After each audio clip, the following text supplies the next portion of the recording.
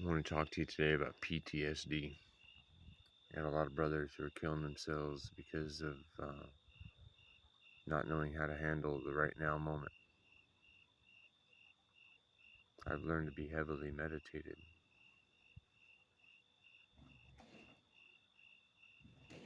I can teach other people now.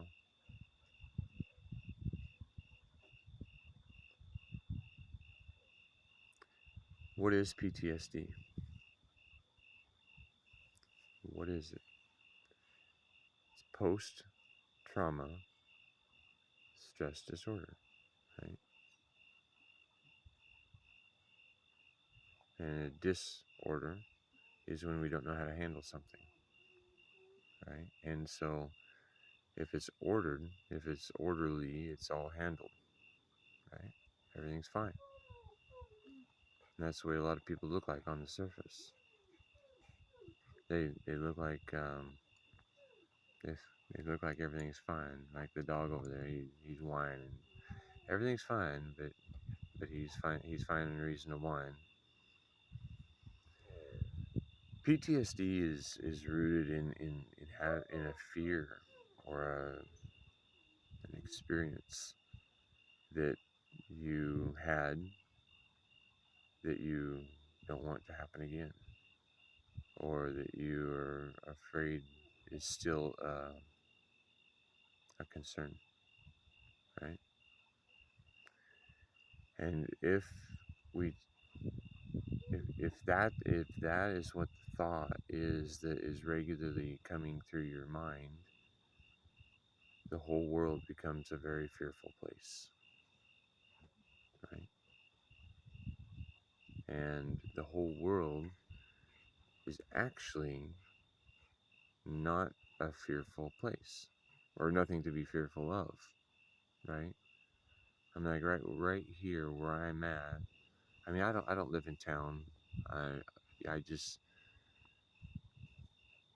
I don't think it's natural for us to be living so closely to other people all the time, right? I mean, and it's hard to be independent if you're living right next to everybody all the time, right?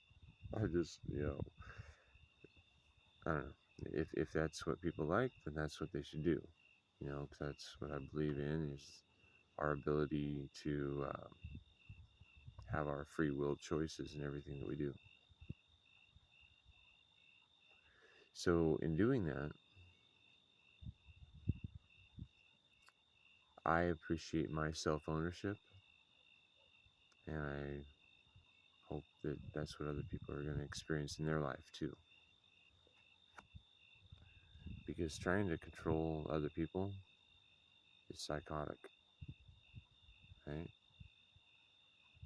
It's a big enough job for me to be me and for me to be trying to control what other people are going to do too, right?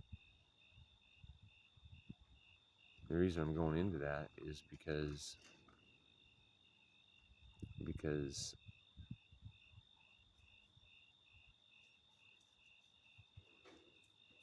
the 9 years that I served in the military and the times that I was deployed, we were going to someone else's country, right? I mean, that's just the way it works. We put our boots in their sand, and then we're but before we go put boots on their sand, we go through all sorts of um, briefings, right? Safety briefings, what to be afraid of, the boogeymen that are behind every corner and every wall, and what to do when a bomb drops on your building, right? In your sleep, because that's when you'll be attacked. And in basic training, I remember waking up to one of the the training instructors with the the big old mag lights, ones that are like 6 cells long or something. It's like for dudes with a tiny dick. They need to have a big old flashlight that they can bang on your bedpost to wake you up in the morning, right? What kind of fucking brainwashing is that? Get you ready for war. Yeah, because this is what this is what's gonna happen. Shit's gonna blow up, and you need to be able to respond, right? Yeah. Okay. Yeah. Fucking 18-year-old kid, fresh out of fucking Smallville, USA. Yeah. And a lot of my brothers, they've gone to places and they never came back from it, because when we put boots on their sand, they shot back and they blew up their vehicles and they've shot down their helicopters. And then we celebrate it, right? We celebrate it because these guys were willing to work for nickels. We're just poorly paid mercenaries. Poorly paid mercenaries to go push bankers' will on other foreign countries and their people. When I started doing all like research, when I actually started paying attention to things, right? And that happened when I just it happens, right? When you really start paying attention to things, you start to recognize who's benefiting from this, because the guys doing it aren't. I guarantee you. I mean, it's just they've romantic. Hey, her Monty, are you the big old guy? He's the Monty. Huh? You're the full Monty, huh, dude? Hey, is this gonna catch you? How big you are? Huh? Big old face. He's camouflage at night. His skin ain't as white as mine. So, but my skin ain't really even that white. It's kind of white, but no, it's not like white. Eyeballs are white. This ain't white. So we're all just different shades of hue, man. That's one of the things you learn about basic training, though. They shave everybody's head, and when they shave your head, then a lot of people, they look quite similar. And then you give them all a brown shirt to wear, and everybody's wearing the same underwear and wearing the same boots and doing the same things, and you start to build what you would believe is a brotherhood, but it's always about competition though too. And then so in competition, I like, okay, when I was deployed, the only people that ever stole from me were my own brothers, right? The only people I actually had to like fist fight with was my own brothers, right? Because people be just trying to be the bigger dog, right? And and if you went through a different door at the recruiter's office, yeah, you suck, right? Yeah, because it's all about you're the best, right? And they inflate that. And all the civilians, those are just civilians because they haven't done what we've done. That's the mentality. You're just a civilian. Well, I didn't think you were just a civilian. I still looked at you as my aunt and my uncle and my friend and my neighbor. And there's a lot of guys that still do that. But there's enough of them that look at you as just a civilian that you should be concerned about all the training they've been doing in all the other countries. So let's let's start really appreciating people for the services that they're actually providing rather than the service they've joined, because a lot of people that are coming back, they hold PTSD because they've done things and experienced things that cause nightmares. and you can remember every moment of it. You can remember the smells, you can remember the sights, you can remember how it felt.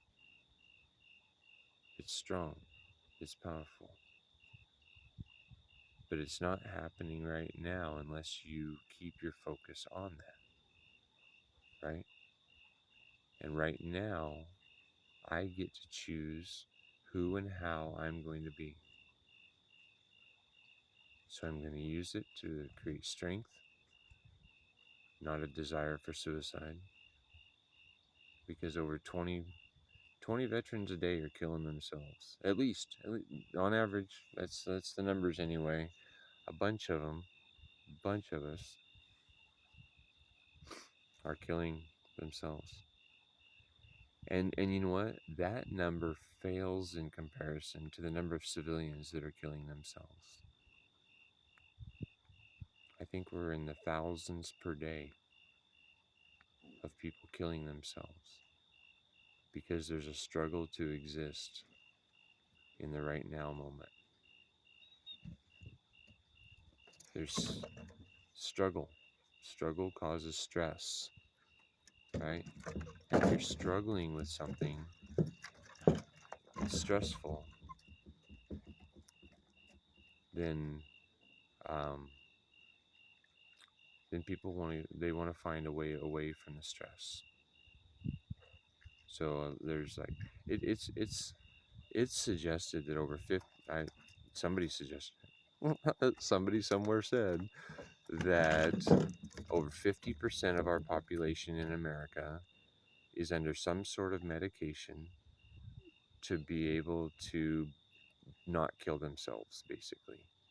And I think the number is actually a lot higher than that, because if you consider alcohol and cigarettes and Red Bull and whatever else people are, um, you know, I need my sugar or something, I mean, there's something happening that is outside of themselves that they need to feel happy, right?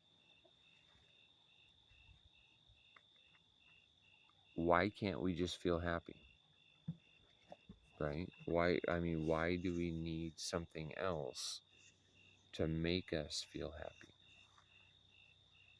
So it's my firm belief that health, happiness, peace, and abundance, so let's see this guy here. Oh, the big guy. What? Yeah, we can't switch camera angles. I'd show you better. Maybe there's his eye. Yeah, anyway. So health, happiness, peace, and abundance is our birthright for everyone, everywhere.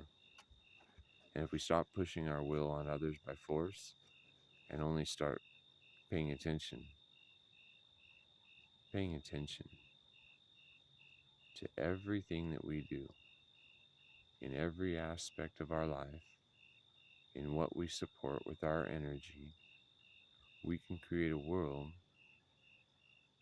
where health, happiness, peace, and abundance is the birthright and the experience of everyone, everywhere.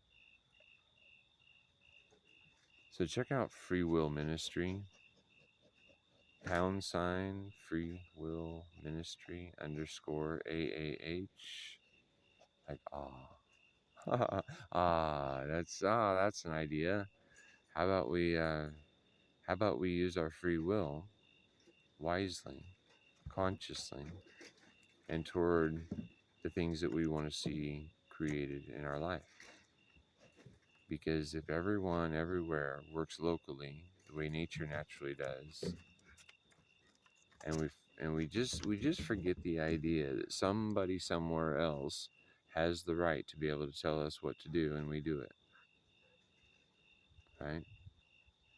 Would you do certain things on your own accord, or are you willing to do them because you can say, I was just doing my job? Well, let me tell you, just doing my job is never an excuse for immoral behavior. Never. I'm the Mad Monk. You can find my work at #Mad, MADD, double dose of monk, Mad Monk _AAH. Thanks for watching. Like, share, subscribe, and this is part of the revolution